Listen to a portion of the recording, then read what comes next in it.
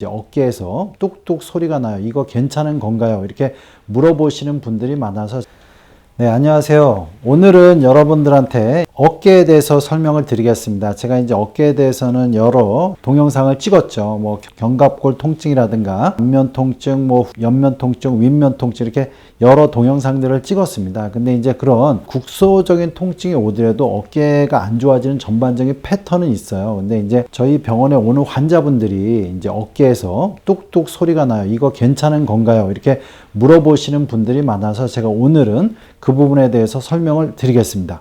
자, 어깨가 소리 나는 원인은 여러분들이 이제 관절에 대해서 잘 이해를 하셔야 돼요. 관절의 어떤 역학, 관절이 어떻게 움직이나. 그래서 이제 제가 어깨 관절을 잠시 설명하기 위해서 약간 이렇게 돌려보겠습니다. 예를 들어서 어깨가 이제 이렇게 앞으로 움직인다 그럴 때 어깨 관절 안에서 우리가 상완골의 골두가 부드럽게 움직여줘야 되죠. 그러니까 정위치에서 부드럽게 움직여줘야 됩니다. 그래야 이제 소리도 안 나고 움직일 때 통증이 없죠. 근데 예를 들어서 이게 앞으로 이렇게 가려면 이 앞쪽, 어깨를 앞쪽으로 들어주는 이두근이라든가 전 삼각근이 수축할 때 뒤쪽에 있는 후 삼각근이라든가 상완 삼두근이 이완이 돼야 돼요.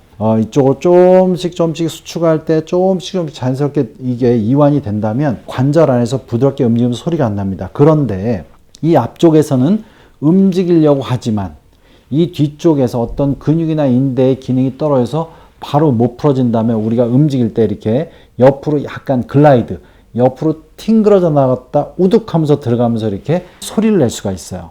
그래서 이렇게 관절의 부드러운 움직임을 방해하는 요소들이 소리를 내게 되죠. 그렇지만 이제 이렇게 하면서 정위치로 가니까 그 이후에는 어떤 통증이나 이런 걸 유발하지 않는 경우가 많아요. 그럼 이게 문제가 되냐라고 할 때 당장은 문제는 안 됩니다. 큰 문제는 없지만 이게 오래 지속된다면 관절에 무리가 갈 수가 있겠죠.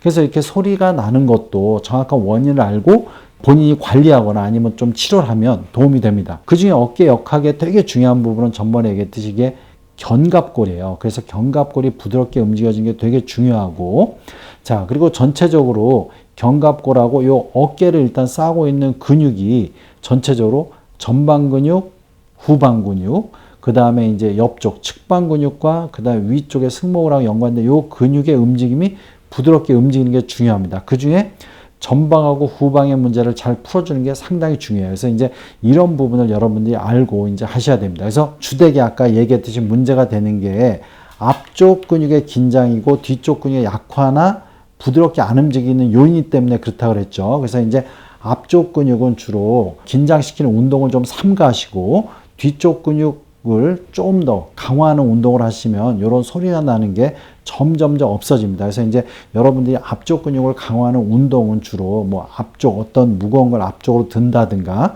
이렇게 가슴을 조이는 운동을 한다든가 이럴 때 좀 안 좋고요. 그러면 요 앞에 전흉근이라든가 소흉근 같은 경우 자꾸 긴장되고 그 다음에 앞쪽에 전삼각근 같은 경우 이두근 같은 경우가 좀 긴장돼서 앞쪽의 긴장도가 올라갑니다.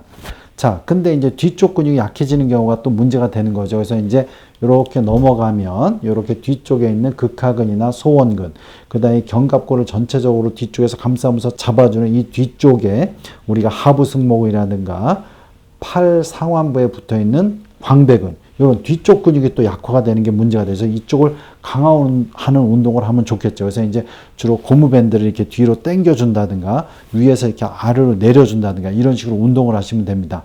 그래서 그런 식으로 점점 이쪽은 강화되고 이쪽 앞쪽은 이완되면 관절 위치가 좀 좋아지고 주변의 근막이 부드러워야 근육이 부드럽게 움직일 수 있기 때문에 조금 더 긴장된 부위는 우리가 테니스 공이나 이런 거로 이 뒤쪽도 풀어주고 앞쪽도 좀 풀어주면서 전체적으로 풀어주면 관절에서 부드럽게 움직일 수가 있습니다. 그래서 이렇게 전체적으로 앞뒤의 근육의 밸런스를 맞추고 또한 상부 승모근과 하부 승모근도 같이 밸런스를 맞추는 게 좋습니다. 그래서 자꾸 이런 게 밸런스가 안 맞으면 소리도 날 수가 있고 어깨가 주로 전방 글라이드, 상방 글라이드가 됩니다.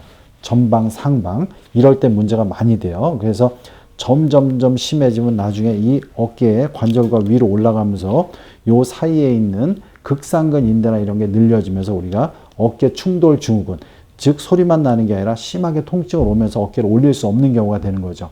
그래서 이런 것까지 진행되기 때문에 여러분들은 언제나 이 뒤쪽 근육을 강화하고 앞쪽 근육을 스트레칭 해주면 어깨가 좀 더 관리가 되겠습니다. 네, 연세신통TV 여러분 구독해 주시고요. 여러 영상이 있습니다. 이렇게 참조해 주시기 바랍니다.